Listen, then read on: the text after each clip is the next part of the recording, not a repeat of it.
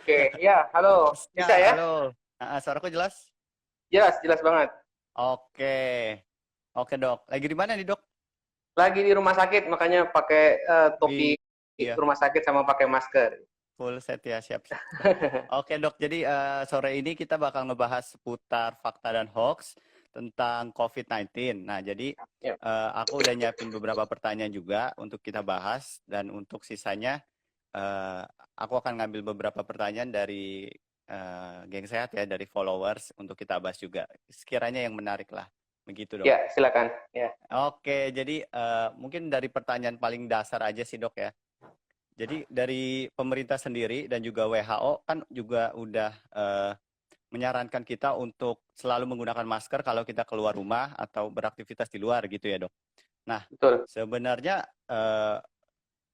dan juga pemerintah menyarankan sebenarnya untuk menggunakan masker kain dibandingkan dengan surgical masker atau masker medis.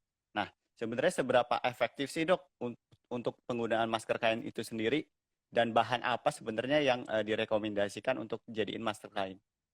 Ya, terima kasih. Sebelumnya selamat sore, assalamualaikum buat semua teman-teman. Ya, jadi kenapa kita harus pakai masker itu ada dua tujuan ya. Yang pertama untuk melindungi diri kita sendiri ya dari Oke. penularan dari orang lain. Dan yang kedua ini yang tidak kalah penting untuk melindungi kita menulari orang lain.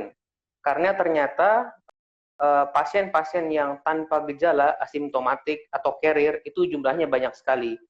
Jadi saya, Anda itu bisa positif, tapi karena kondisinya baik, jadi tidak tampak sakit. Ya. Oke. Nah, masker yang dianjurkan adalah untuk di rumah sakit tentu harus pakai masker rumah sakit, masker bedah itu ya.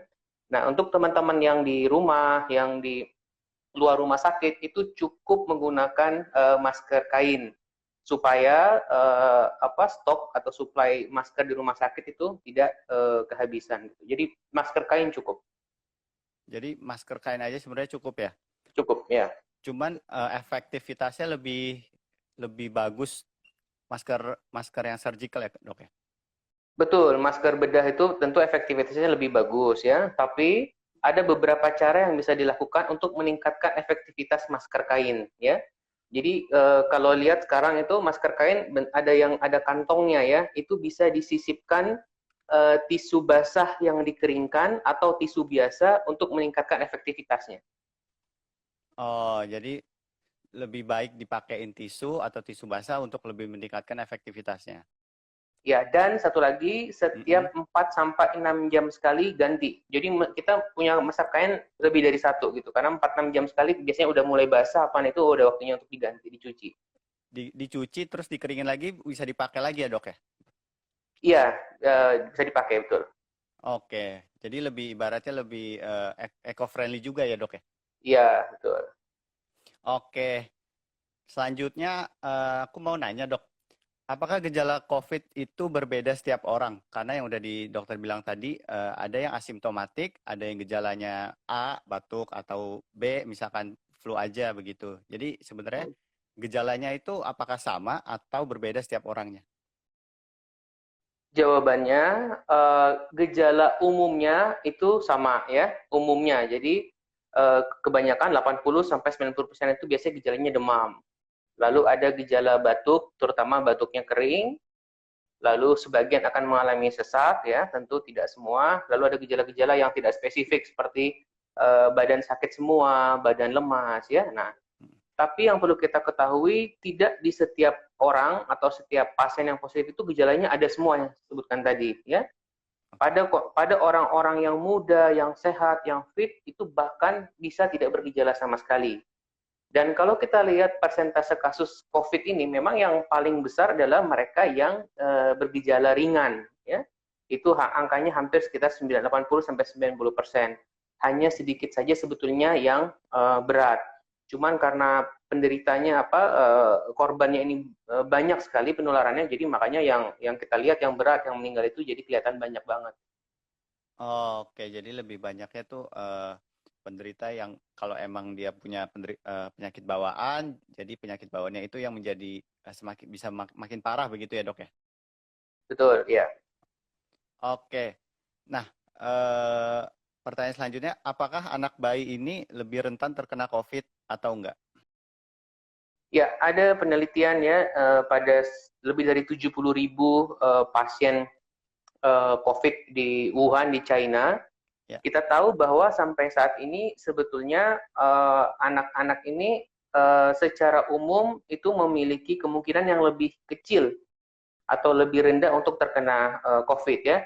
Jadi dari 72.000 pasien itu kita lihat yang berusia di bawah 10 tahun itu hanya 1%-nya aja. Nah, jadi secara umum risikonya rendah. Bukan berarti nggak bisa tertular, ya tetap bisa tertular, tapi risikonya lebih kecil daripada orang dewasa. Oke, lebih kecil berarti ya. Ya. Selanjutnya, jadi ini di antara banyak hoax-hoax yang beredar di masyarakat nih dok, sebenarnya hoax mana sih yang paling sering dipercaya oleh masyarakat dan sulit untuk diluruskan begitu, meskipun tenaga medis itu udah memberikan penjelasan yang lengkap? Ya, sebenarnya ini lebih ke disinformasi ya. Dulu ada anggapan dan saya kira banyak juga yang keliru. Kita di awal-awal menganggap bahwa COVID ini seperti halnya flu biasa. Nah, itu cenderung membuat kita menjadi abai, menjadi tidak waspada kan. Dan ternyata makin ke sini kita lihat justru angka kematian terutama apalagi di Indonesia itu cukup besar ya, 89%. Nah, jadi saya pikir ini saya nggak berani sebut sebagai hoax, tapi lebih ke disinformasi bahwa ternyata apa yang kita duga di awal itu ternyata salah ya, bahwa COVID ini bukan ya, saya ulangi, COVID bukan penyakit flu biasa, berbeda banget gitu. Jadi lebih kebanyakan orang bilang kayak paling flu biasa, batuk biasa begitu ya dok ya? Iya betul. Oke. Nah, dari informasi atau berita yang beredar, jadi ada beberapa pasien yang sebelumnya udah terkena positif COVID-19 ini di Wuhan, tapi sekarang dia ini kena lagi gitu, positif lagi. Nah, itu sebenarnya sumbernya berasalnya dari mana ya, dok?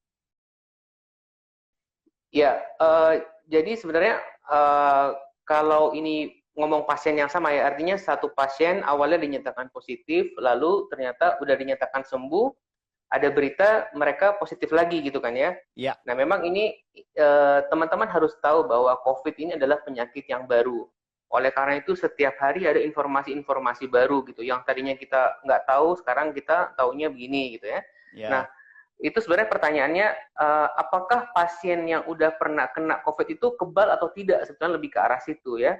Nah, jawabannya kemungkinan besar memang kebal. Tapi kita lihat di beberapa negara, di China, di Korea ya, itu ada laporan disebutnya sebagai reaktivasi ya, artinya seseorang yang dinyatakan sudah sembuh tapi kemudian positif lagi. Sebenarnya itu ada beberapa kemungkinan. Yang pertama betul itu reaktivasi, artinya virusnya sesungguhnya belum sepenuhnya hilang dari tubuh kita, dia aktif kembali. Yang kedua bisa jadi alat tesnya itu ya karena ini namanya alat yang baru ya, hasilnya tidak sebagus itu gitu. Jadi salah mendeteksi waktu kemarin ternyata negatif, nggak taunya memang ternyata sebetulnya masih positif gitu. Jadi kita belum tahu pasti. Tapi kalau melihat dari pola-pola yang sudah sembuh, kemungkinan besar sebetulnya lebih banyak yang kebal daripada yang tadi kita sebut sebagai reaktivasi tadi. Reaktivasi tadi. Berarti ada kemungkinan juga alat tesnya itu kurang akurat begitu ya dok ya? Ya, betul. Oke. Terus aku juga kemarin-kemarin ini kan melihat di sosial media banyak banget kayak awal-awal munculnya virus corona, terus disambung lagi ada video orang-orang kejang gitu di luar rumah gitu. Nah itu sebenarnya indikasi corona atau bukan ya dok? Saya sudah berusaha mencari tahu ya apakah betul video itu adalah pasien corona yang kejang atau tidak, tapi sampai sekarang saya belum ketemu sumbernya ya. Jadi sepertinya kita anggap itu hoax ya, yang sampai sekarang juga secara resmi bahwa laporan pasien corona kejang itu jumlahnya sangat sedikit sekali. Jadi kejang itu bukan gejala yang lazim pada pasien corona ini. Oke, jadi kejang-kejang ini nggak umum lah ya pada pasien corona ini. Oke, selanjutnya, nah apakah virus COVID ini bisa ditularkan dari daging hewan dok yang udah dimasak? Nah, seperti daging kelelawar misalkan? Jawabannya tidak ya. Jadi penularan COVID itu ada dua. Nah, satu melalui droplet atau butiran ludah. Nah, jadi ini bisa terlontarkan kalau kecipratan kalau kita bicara lalu kita bersin atau kita batuk. Nah, jadi paling kencang itu paling jauh cipratannya kalau kita bersin. Itu bisa sampai lebih dari 2 meter ya.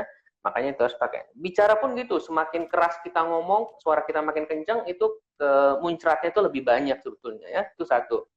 Yang kedua disebut sebagai penularan lewat kontak, baik langsung maupun tidak langsung. Artinya gini, kalau langsung artinya misalkan ada satu pasien yang positif, tapi mungkin dia nggak sadar ya, lalu dia batuk. Nah, lalu dia nutup tangannya, nutup mulutnya pakai telapak tangan. Makanya itu salah ya. Kalau batuk itu kita harus nutup pakai lengan bagian dalam atau pakai tisu sekalian. Nah, kalau kita tutup pakai telapak tangan, otomatis butiran ludah tadi, droplet tadi yang isinya virus itu ada di tangannya orang yang sakit tadi, nempel. Lalu nggak sadar dia salaman sama orang lain. Nah, orang yang sehat tadi yang salaman, virusnya pindah ke tangan dia, lalu secara tidak sadar megang hidung, megang mulut, udah deh virusnya masuk. Itu disebut kontak langsung. Makanya kita sekarang tidak boleh salaman dulu ya, nggak boleh cipika-cipika dulu ya. Nah, yang kedua ada kontak tidak langsung. Sama tadi kasusnya. Jadi misalkan yang sakit batuk di tangannya penuh virus, terus dia gagang pintu atau mencet tombol lift misalkan ya. Nah, nanti orang lain yang sehat juga kan buka-buka pintu, nutup pintu, mencet lift. Itu virusnya karena dia bisa bertahan di permukaan benda, pindah ke tangan orang yang sehat, dan secara tidak sengaja orang sehat tadi megang hidung, megang mulut, virusnya jadi masuk. Gitu. Iya, itu adalah cara-cara penularan yang utama ya dari COVID ini. Oke dok, selanjutnya ada yang nanya juga nih dok, bedanya OTG, orang tanpa gejala, dan carrier, itu bedanya apa ya dok? Ya, memang definisi OTG ini mesti dipertajam lagi ya. Kalau kita mengacu pada Kementerian Kesehatan itu OTG itu artinya dia ada riwayat kontak sama pasien ya. Tapi kemudian dia positif tapi belum diketahui positif, tapi ternyata dia positif gitu maksudnya ya, tapi dari riwayat kontak. Nah, kalau sebenarnya mirip-mirip ya, carrier itu artinya pada seseorang itu di saluran nafasnya ada virus ini, tapi kemudian karena tidak ada bergejala, maka juga tidak terdeteksi. Nah, ini yang penting karena walaupun dia carrier, dia OTG, dia tetap bisa menularkan. Nah, itu yang poinnya sebetulnya ya. Jadi kita nggak usah bingung-bingung apa itu OTG, apa itu carrier, kurang lebih sama lah. Pokoknya virusnya ada di tubuh, tapi tidak terdeteksi, nggak diperiksa, tapi bisa menularkan. Oh, intinya sama ya, kurang lebih sama ya dok, antara OTG dan carrier. Oke, ada yang nanya juga nih dok, katanya sekarang gejalanya ini timbul kemerah-merahan di bagian kulit. Apakah itu betul dok? Ya, ada laporan yang relatif baru ya, mungkin baru minggu lalu bahwa ingat saya itu laporannya kasus di Italia ya. Jadi pasien-pasien yang COVID menunjukkan gejala pada kulit. Ya, ini masih terus kita pelajari karena sebetulnya gejala-gejala kulit seperti itu juga lazim dijumpai pada penyakit-penyakit virus yang lain, tidak hanya COVID. Jadi maksudnya jangan teman-teman di rumah, wah saya ada merah-merah di kulit, saya COVID nih, nggak begitu ya. Tetap tadi gejala-gejala utamanya tadi demam, batuk, sesak itu gejala-gejala utamanya. Oke. Selanjutnya ada yang nanya nih dok, apakah COVID ini airborne atau aerosol? Ada kabar yang mengatakan bahwa kita bisa tertular dari hembusan nafas seseorang begitu di udara. Ya, sebenarnya pertanyaannya apakah ini droplet atau airborne? Sebenarnya pertanyaannya begitu ya. Jadi sampai sekarang COVID ini ditularkan melalui droplet, bukan melalui airborne ya. Jadi tadi artinya harus ada muncrat tadi butiran ludah yang tadi. Jadi jangan dibayangin virusnya melayang-layang jauh gitu di udara gitu, enggak ya sampai saat ini. Ada laporan virus ini bisa bertahan lama di udara itu hanya pada prosedur tertentu di rumah sakit. Makanya kalau petugas di rumah sakit itu alat pelindung dirinya, APD-nya ini banget harus ketat gitu ya, harus sesuai Ya. banget gitu. Oh, jadi bisa jadi kemungkinannya airborne kalau terkena alat medis, kurang lebih begitu ya, Dok ya? Iya, misalkan proses nebulisasi ya, kalau orang teman-teman yang asma tuh kalau bengek itu kan sering diuap. Nah itu yang tadinya ke droplet karena dihirup uap begitu dia bisa jadi airborne. Tapi secara umum tidak, secara umum ini sifatnya masih droplet. Oke, Dok. Nah, mungkin ini pertanyaan banyak orang ya, Dok. Gimana sih cara kita bedain dari batuk flu biasa sama batuk flu positif COVID gitu? Pada tahap awal sulit, ya sulit dibedakan memang, karena memang gejala COVID ini disebut sebagai influenza-like illness. Jadi pada tahap awal itu nggak bisa dibedain, sekalipun oleh dokter sulit membedakan ini dia influenza, apa dia common cold, apa dia COVID gitu kan. Makanya perlu dipertajam lagi ada riwayat kontak atau tidak. Kemudian dilihat bila perlu ronsen dada, periksa darah, semua itu untuk apalagi kalau dia tinggal di yang zona merah ya, daerah-daerah yang seperti Jakarta, yang transmisi lokal itu tentu menambah kewaspadaan kita. Nah, mungkin caranya gimana nih, Dok? Misalkan aku batuk flu nih. Nah, sebaiknya aku langsung buru-buru ke rumah sakit atau setidaknya di rumah bisa minum obat dulu atau istirahat dulu begitu. Sebenarnya tidak langsung perlu ke rumah sakit ya. Yang pertama kita ingat kalau ada gejala tadi, ada gejala batuk, apalagi demam ya. Ingat, kita ada riwayat kontak nggak ya? Kontak langsung ini ya, bukan harus kontak langsung. Kita pernah nggak sama yang orang positif gitu, yang udah. Kalau itu memang harus segera ke dokter untuk memeriksakan diri ya. Tapi kalau riwayat kontak nggak ada, terus juga batuknya sesekali tidak sesak, itu boleh di rumah dulu. Mungkin saja ini common cold biasa. Tapi kalau disertai dengan sesak, ya, disertai dengan sesak, terus badan lemas banget, nggak bisa makan, nggak bisa minum, nah itu wajib ke dokter.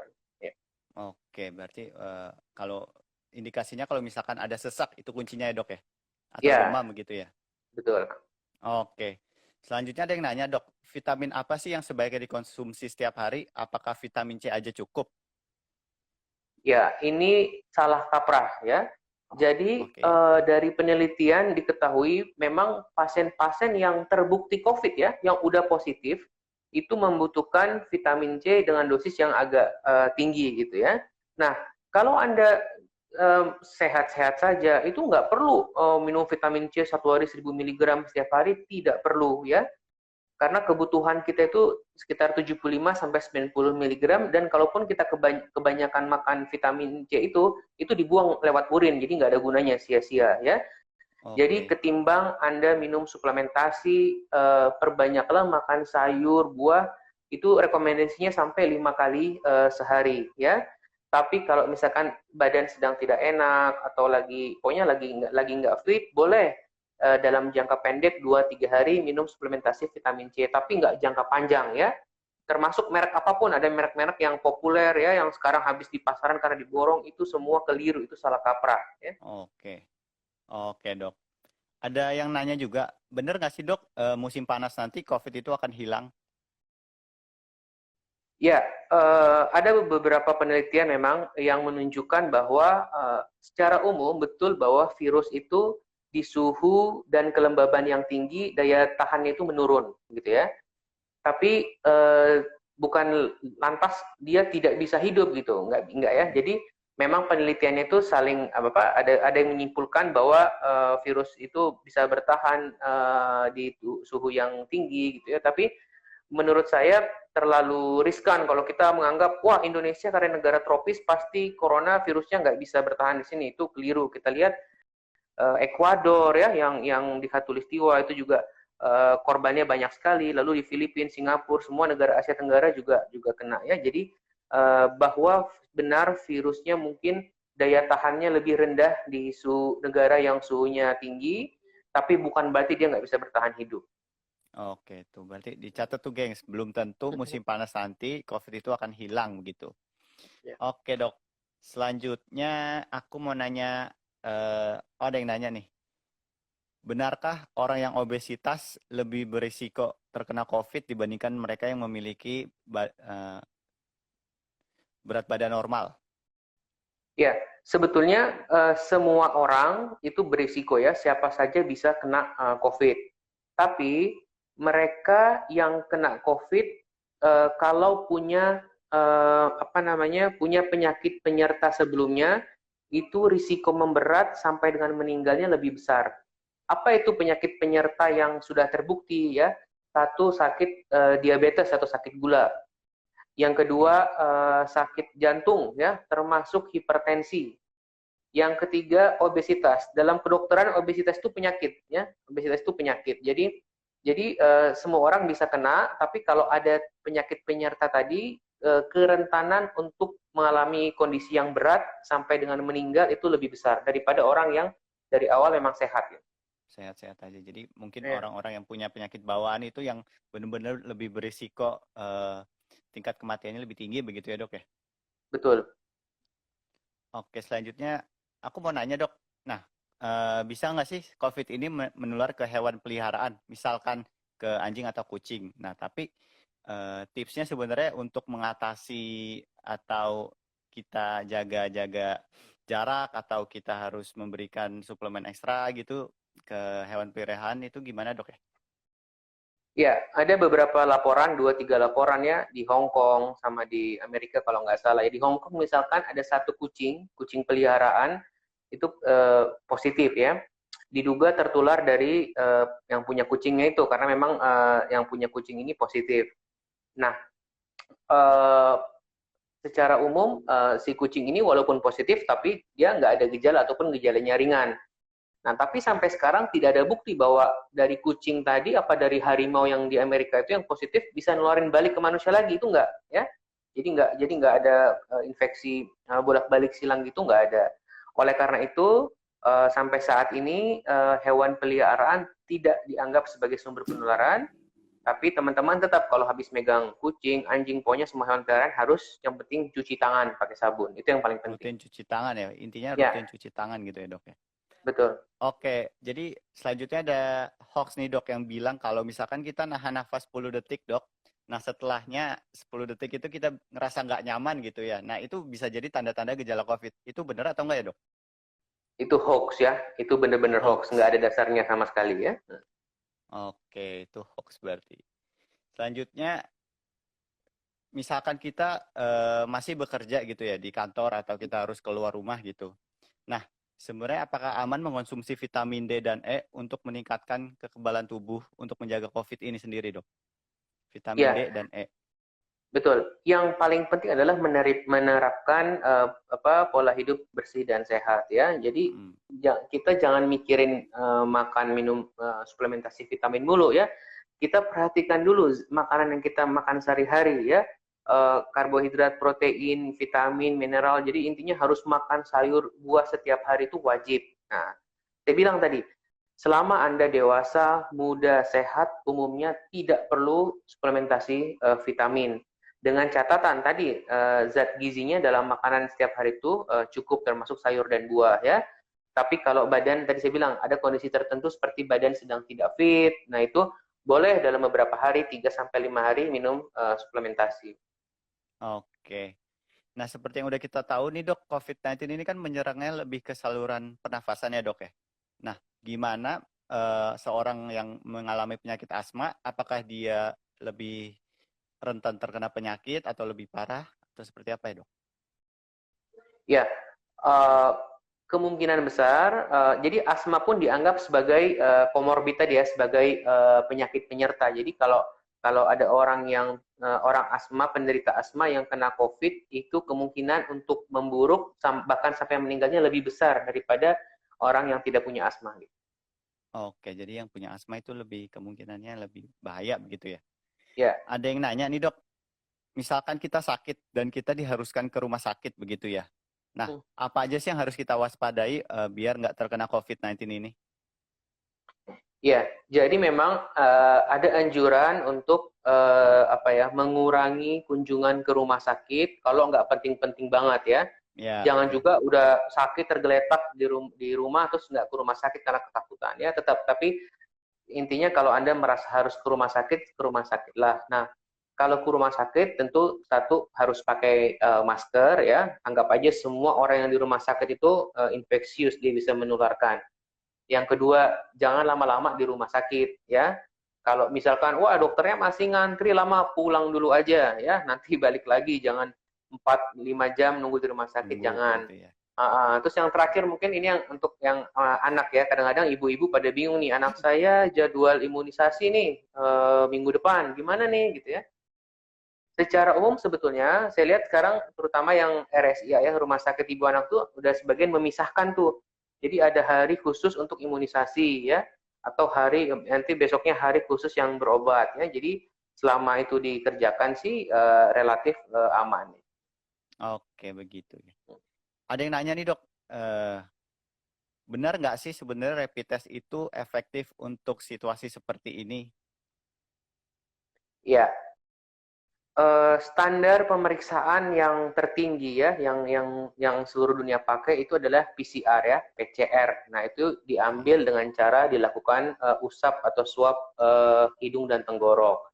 Nah tapi karena itu memerlukan kondisi yang khusus, lalu juga nggak semua daerah bisa mengerjakan, jadi pemerintah dan negara lain juga tentunya membuat alternatif dengan disebut sebagai rapid test ya. Nah, rapid test itu sensitivitasnya ya atau gampangnya itu kecanggihannya itu atau ketepatannya kurang dibanding dari PCR atau swab PCR.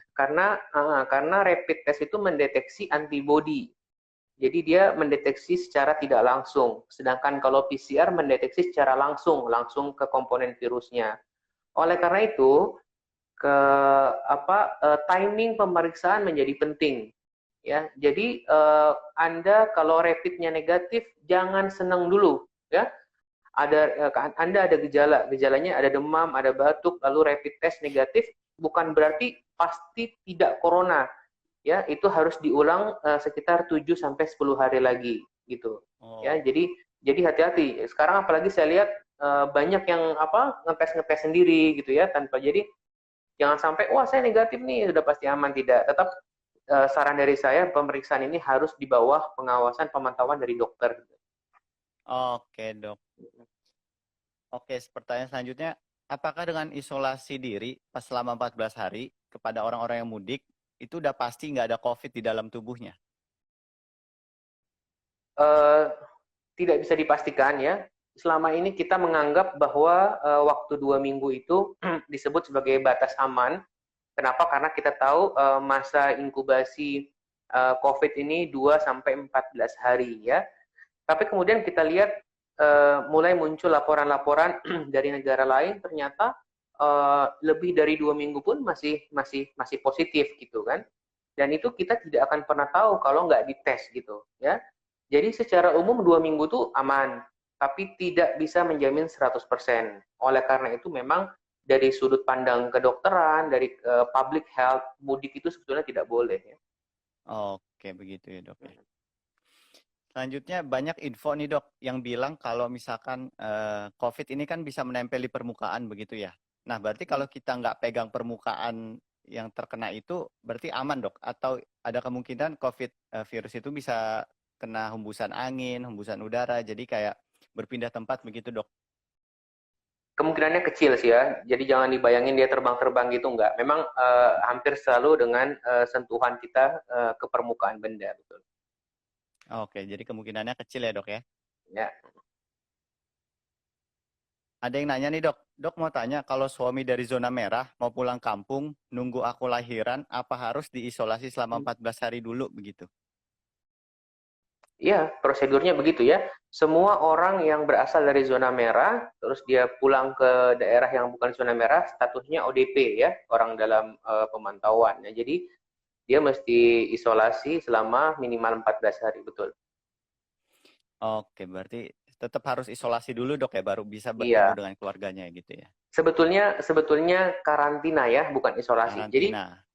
Kalau isolasi itu istilah untuk yang sudah sakit. Jadi ada orang yang sudah sakit, sudah positif, dia memisahkan diri, itu namanya isolasi. Ya, kalau orang itu masih dalam pengawasan, belum tentu sakit, kita masih melihat ada gejala apa enggak, itu namanya karantina.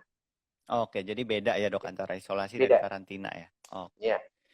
Selanjutnya, apa penyebab utama kematian tenaga medis yang begitu tinggi? Nah, ini mungkin pengenin banyak yang tahu juga nih, Dok.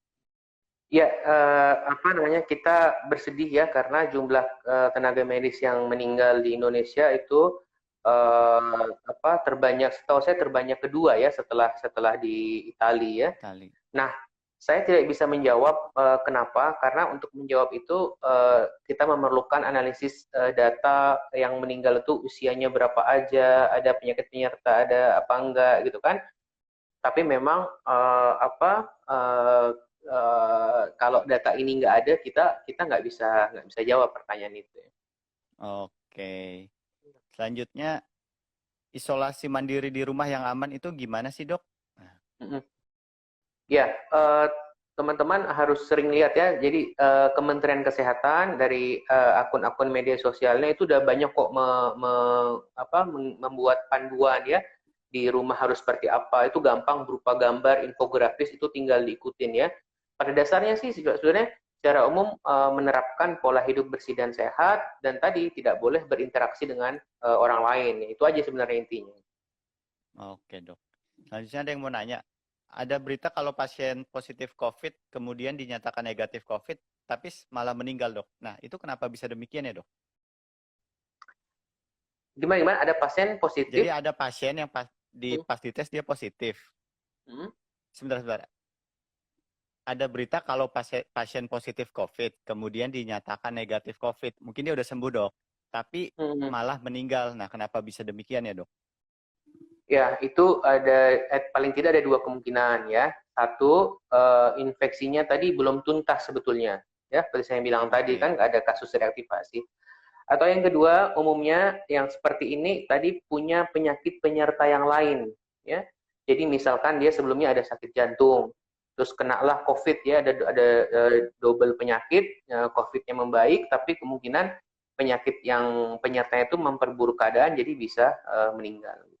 Oke, jadi karena penyakit bawaannya itu ya. Iya, betul. Selanjutnya, Dok, apakah bukan zona merah aman? Apakah zona merah aman berkerumun untuk ibadah misalnya?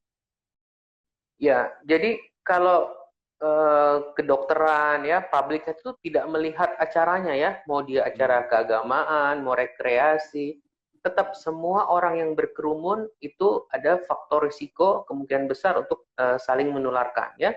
Jadi tetap tidak boleh jawabannya. Tetap tidak boleh ya guys, Ya. karena ingat PSBB kalau misalkan di Jakarta. Selanjutnya, nah ada yang bilang kalau mandi air panas ini bisa menghilangkan COVID. Nah itu benar apa enggak, Dok? Nggak benar, karena virus corona ini dia baru mati bila terpapar suhu minimal 56 derajat selama 30 menit. Ya, rasanya kalau kita mandi air hangat, kita nggak akan suhunya sampai segitu, apalagi harus setengah jam gitu. Jadi tidak ya. Baik. Nah, akhir bulan ini kan umat muslim mau menjalankan ibadah puasa nih, Dok ya. Nah, gimana sih tips-tipsnya biar tubuh kita ini sistem imunnya tetap terjaga sehingga kita bisa mencegah penyebaran COVID ini? Ya, selain tadi menerapkan pola hidup bersih dan sehat secara umum, ya, kalau puasa itu kan sudah jelas ya. Jadi teman-teman kalau sahur ya harus sahur, harus makan ya. Jangan sahur sama sekali tidak makan minum, di skip gitu kan. Begitupun kalau nanti buka puasa, ya udah waktunya buka ya harus buka sesuai waktu, jangan diperpanjang sampai tengah malam gitu, karena itu nanti akan membuat daya tahan tubuh kita turun. Dan yang terpenting tetap ya, hindari penularan, hindari orang yang sakit. Jadi upaya-upaya preventif secara umum harus selalu dikerjakan, sekalipun sedang puasa. Jadi kayak reguler kita lakuin puasa aja, cuman mungkin lebih harus berhati-hati gitu ya, Dok ya, dengan Betul. lingkungan. Oke. Selanjutnya, apakah berbagi benda kayak seperti handuk, alat makan bisa menularkan COVID ini, Dok? Ya, prinsipnya kalau dalam satu rumah itu sehat semua, artinya tidak ada yang bergejala, tidak ada riwayat kontak juga ya. Ada satu anggota keluarga yang pernah kontak sama pasien positif, nah itu dia mesti hati-hati tuh, mesti dipisah langsung ya. Tapi kalau hal itu tidak ada, secara umum sih nggak apa-apa berbagi berbagi. Kalau handuk ya jangan lah ya. Kalau handuk kan nggak ada Ya, COVID handuk juga. sendiri-sendiri. Handuk itu satu orang satu ya. Ya, Tapi alat makan asal selama dicuci pakai sabun cuci piring itu aman ya. oke, jadi masih aman ya, selama Mm-mm. dicuci gitu ya. Ya. Nah, seperti yang udah kita tahu nih, fenomena di masyarakat kita banyak masyarakat yang menolak jenazah COVID itu dimakamkan di daerahnya, begitu ya dok ya. Nah, sebenarnya apakah jenazah ini tetap bisa menularkan corona atau bisa mencemari lingkungan seperti itu dok? Ya, itu keliru ya, kita sayangkan banget. Jadi eh, jenazah yang dianggap baik itu diduga ataupun sudah terbukti COVID itu pasti dari rumah sakit sudah disiapkan dengan prosedur tertentu ya. Jadi dibungkus plastik yang tidak tembus segala macam. Nah, intinya begitu keluar dari rumah sakit, jenazah tadi aman, tidak menularkan. Jadi dimakamkan di tempat makam yang dekat dari rumah kita, lingkungan kita itu juga aman dan tidak akan menularkan lagi. Oke, jadi aman ya dok. Mungkin itu salah Aman. kaprah di masyarakat kita begitu ya. Betul. Oke.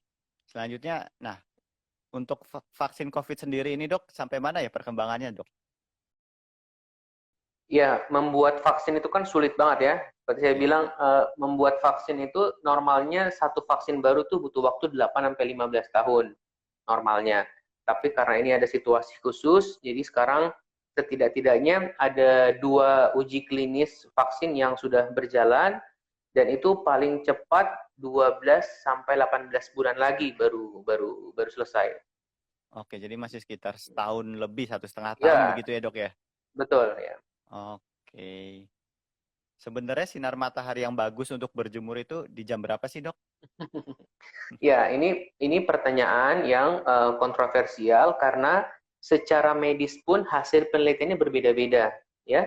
Nah, Oke. jadi karena matahari itu ditentukan banyak faktor dari faktor geografis, iklim, ya. Jadi, tapi kalau saya baca-baca itu menurut saya yang kita berjemur bukan untuk membunuh virus COVID ya, salah itu ya. Itu salah. Virus tidak mati dengan berjemur, tapi kita berjemur sebagai salah satu cara untuk memperoleh vitamin D sebetulnya. Nah, Oke. waktu yang terbaik kalau menurut yang saya baca adalah antara pukul 9 sampai pukul 11. Itu sebetulnya ya. Kalau di atas pukul 11 nanti risikonya besar. Kalau di bawah pukul 9 sinar ultraviolet UVB-nya itu masih rendah UV. sekali. Hmm. Durasinya dok, berapa lama dok kira-kira dok? Cukup maksimal 15 menit saja. 15 15 menit menit ya. aja. Kalau lebih 15 menit nanti gosong, kebakar ya, sunburn, jadi nggak perlu ya. Hmm. Dan bahkan Oke. berjemur itu tidak perlu tiap hari loh ya. Berjemur tidak perlu tiap Oh, hari. Kalau maksud saya kalau mau tiap hari silakan gitu kan. Ini kan kita lihat sebenarnya kan orang Indonesia itu aktivitasnya sebenarnya banyakkan outdoor sebetulnya dan itu iya betul bagus dok. sebetulnya ya. Mm, Cuman ini sejak COVID ini kok semua orang pada rutin berjemur gitu kan. Ya mm. silakan untuk vitamin D boleh tapi berjemur bukan untuk membunuh virus loh ya gitu. Oke, jadi dicatat tuh ya. Berjemur bukan untuk membunuh virus begitu ya. Ya. Oke, ada yang nanya lagi dok, apakah kemungkinan wabah ini mereda di bulan Juli? Di Uh, bulan Juni? Ya, jadi sebenarnya tidak ada satupun orang yang bisa menjawab dengan pasti ya, tapi para ahli itu mencoba membuat simulasi atau modeling. Jadi memang itu perkiraan yang optimis tuh ya kalau Juni ya. Karena kalau kita lihat tren-trennya, kalau saya menganggap ini baru mulai terkendali itu pada bulan ke-6 sebetulnya ya. Tapi tentu ini semua sifatnya simulasi, perkiraan modeling, jadi bisa keliru, bisa bergeser. Oke, jadi sekitar 6 bulan gitu ya perkiraan dokter Iya, ya. iya. Oke. Selanjutnya, apakah virus corona ini bisa ditularkan oleh gigitan nyamuk, dok? Tidak bisa, itu hoax ya. Itu hoax ya berarti ya? Ya, itu hoax. Oke. Nah, ada juga yang bilang kuku yang panjang itu dapat meningkatkan risiko penularan. Nah, itu mitos atau fakta, dok? Mitos ya, nggak ada hubungannya ya kuku yang panjang. Nggak ada hubungannya berarti. Nggak ada. Nggak Nggak ada. ada Kan lewat hubungannya. tadi, lewat droplet tadi ya prinsipnya. Droplets. Hmm. Oke. Selanjutnya, aku mau nanya, apakah corona ini bisa hidup di tenggorokan dan bisa hilang kalau misalkan minum air hangat begitu, Dok? Itu juga hoax ya. Kalau itu benar ya pasien-pasien yang positif suruh aja kayak gitu semua Suruh sembuh minum semua ya? kan. Ya iya enggak kan Heeh. ya. Jadi itu tidak benar, itu hoax ya. Oh, jadi itu hoax ya, Dok ya? Iya betul. Oke. Nah, sampai sekarang ini ada nggak sih, Dok, alat yang bisa digunakan untuk mendeteksi corona tapi dipakainya di rumah begitu, Dok? Jadi orang beli gitu, dibawa pulang gitu. Tidak ada. Yang kita gunakan sekarang masih dua jenis tadi ya. Satu rapid test, itu pemeriksaan lewat darah. Yang kedua tadi lewat swab tenggorok ya, atau PCR tadi. Selebihnya tidak ada. Selebihnya jadi belum ada, masih di Belum rumah ada. sakit semua begitu ya? Iya, betul. Oke. Ada yang nanya tadi, sebentar aku baca dulu. Benar nggak sih, Dok, minum alkohol itu bisa membunuh virus? Enggak, itu bisa-bisaan aja ya. Enggak. Jadi Nggak ya? alkohol alkohol itu dipakai buat disinfektan, buat cuci tangan boleh ya, bukan untuk diminum terus virusnya mati, enggak, itu salah. Oh, berarti salah tuh, nggak bisa, Iya. gengs. Nah, aku mau nanya juga, Dok. Kan banyak nih sekarang disinfektan chamber yang dipasang di berbagai tempat gitu ya di Jabodetabek. Nah, sebenarnya itu seberapa efektif sih, Dok, untuk menangkal virus ini sendiri? Ya, dari WHO sudah mengingatkan karena ini chamber ini di Indonesia itu marak sekali ya. Kita lihat di hampir di Ya. semua tempat ada. WHO sudah mengatakan bahwa satu ini tidak efektif ya. Yang kedua, yang lebih penting, ini kita bicara tentang safety, masalah keamanan. Karena saya lihat beberapa chamber itu pakai zat klorin ya.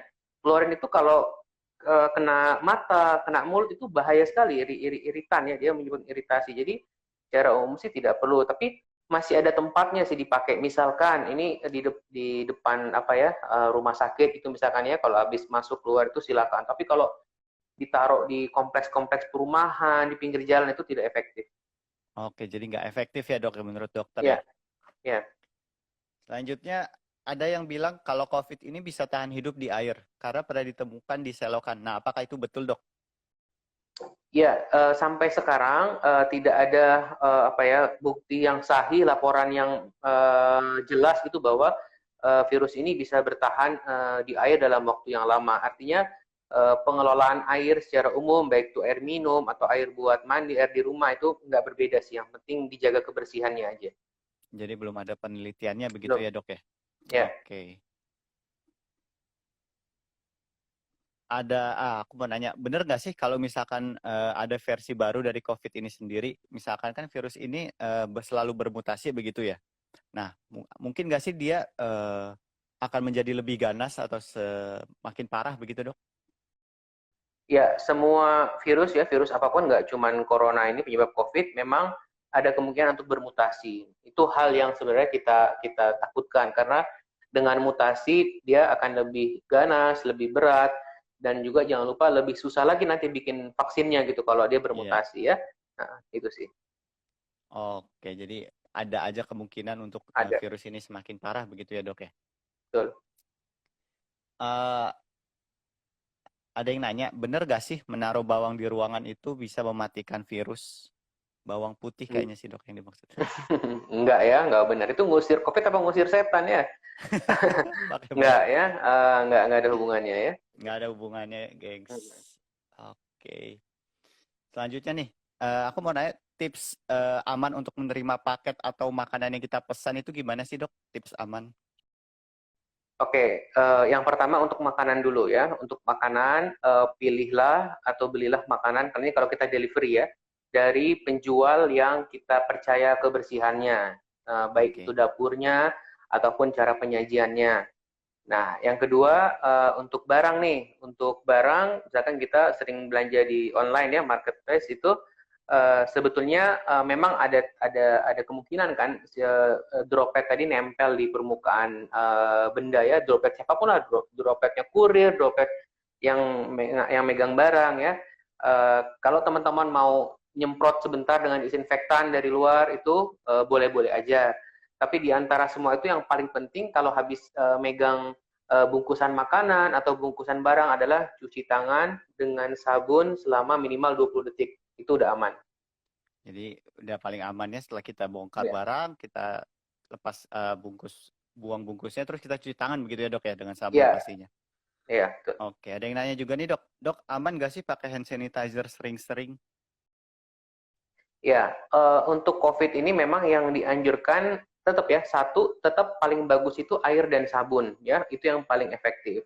Kalau sumber air tidak ada, baru pakai sanitizer. Oke, Kalau oke. kita kan kayaknya dikit-dikit mau di rumah pun kita selalu pakai sanitizer karena malas basah-basahan, itu salah. Nah, sanitizer yang dianjurkan pun harus yang alcohol based ya. Jadi sekarang kalau kita lihat ada inovasi-inovasi yang saya khawatirnya ini belum ada penelitiannya ya. Ada yang pakai daun lah apa, nah, sebaiknya janganlah kita pakai yang standar dulu. Nah, kalau kita pakai alkohol sering-sering, memang betul kulit kita lebih kering, terus kemudian gampang iritasi ya. Jadi kalau memang teman-teman yang kulitnya sensitif, mungkin bisa beli yang kadang-kadang ditambah pelembab ya, ada Ya. gliserinnya atau apa, jadi nggak terlalu sensitif di kulit. Nah, untuk kadar alkoholnya sendiri yang direkomendasikan dokter tuh berapa persen ya, dok? Ya, alkoholnya yang penting di atas 60 sampai 90%. Kalau di pasaran itu yang rata-rata kan 70%, jadi itu udah 70 ya. udah cukup ya. Oke, jadi udah cukup ya 70%. Selanjutnya, untuk saat ini, obat yang dianggap berhasil untuk merawat pasien COVID sudah ada kan, dok? Yang dipakai pemerintah misalkan? Ya, teman-teman harus tahu bahwa sampai saat ini di seluruh dunia, tidak hanya di Indonesia, belum ada satupun obat yang terbukti aman dan efektif. Itu belum ada. Jadi obat COVID itu belum ada sampai sekarang ya. Tapi ada beberapa obat yang sekarang sudah dipakai, termasuk di Indonesia. Kalau pernah dengar ya, ada istilah kloroquine, hidroksikloroquine Ya. ya.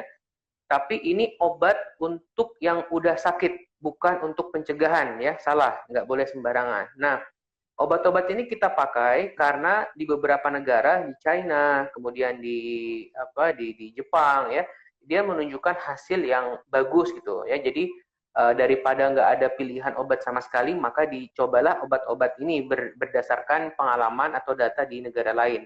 Tapi sampai sekarang nggak ada bukti tuh obat-obat ini pasti efektif atau pasti bisa menyembuhkan dari COVID ini.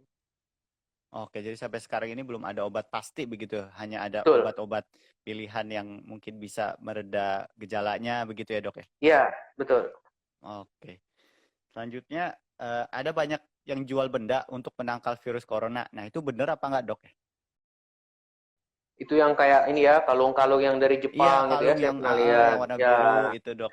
ya itu nggak benar, itu hoax ya, nggak ada gunanya itu, sia-sia ya, buang-buang duit. Oh itu jadi nggak ada manfaatnya sama sekali ya Nggak dok ada, ya? tidak ada. Oke, oke. Apakah mengkonsumsi jahe merah dapat menjaga imun tubuh dari corona dok? Ya, teman-teman kalau doyan minum jahe ya, kunyit, lengkuas, silakan aja ya, nggak ada salahnya. Tapi sampai sekarang tidak ada bukti ilmiah yang menunjukkan bahwa minum tadi jahe dan kawan-kawannya itu bisa secara spesifik menangkal apalagi menyembuhkan COVID. Jadi kalau Oke, jadi senang silakan, kalau nggak suka tidak usah dipaksakan.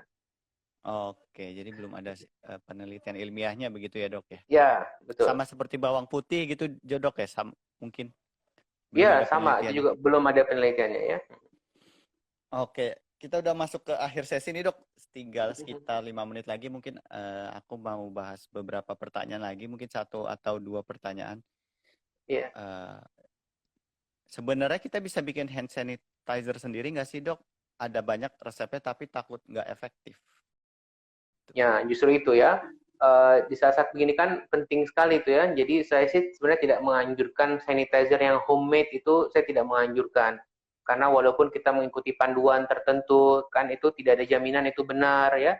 Nanti kita yakin virusnya udah mati, ternyata tidak gitu ya. Jadi kalau bisa Ya, belilah produk-produk yang memang sudah bermerek gitu, yang udah lama beredar gitu. Saran saya begitu. oke. Dok, masker kain itu amannya dicuci setiap hari atau bagaimana ya dok? Tadi saya bilang masker kain diganti setiap 4 sampai 6 jam. Ya. Setiap 4 4-6 jam sampai 6 sekali jam. ganti. Kalau udah basah ganti pakai yang baru, ganti pakai yang baru. Nanti kalau udah yang dibuka itu dicuci aja pakai deterjen seperti biasa aja ya. Terus dikeringkan aja gitu Dikeringkan. dok ya, nggak masalah Ya, ya. ya, ya. Oke. Selanjutnya, dosis vitamin C yang direkomendasikan berapa miligram per hari, dok?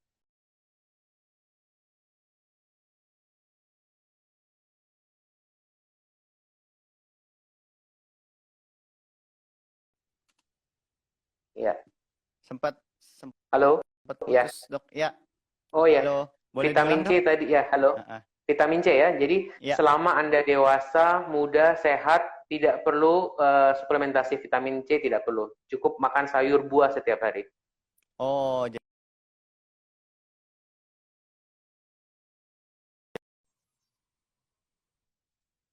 jadi lengkapi kebutuhan Iya, nutrisi betul. begitu ya, dok ya? Oke.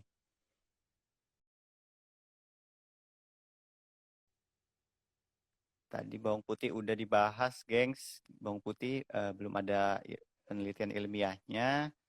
Selanjutnya, dok, pada ODP kan hanya disuruh isolasi mandiri 14 hari. Setelah itu, Iya. apakah sudah aman untuk berinteraksi dengan keluarga? Kalau untuk ODP 14 hari cukup. Untuk ODP 14 hari cukup ya? Ya. Oke. Ya, Oke, ya, jadi oke. sekian dulu Geng Sehat untuk IG Live sore ini. Sampai bertemu di IG Live selanjutnya. Oke dok, Ya, makasih oke. banyak Ya, waktunya dok. terima Sampai kasih. bertemu lagi, Ya, selamat bertugas lagi dok. Bye-bye, terima tetap kasih. sehat. Bye.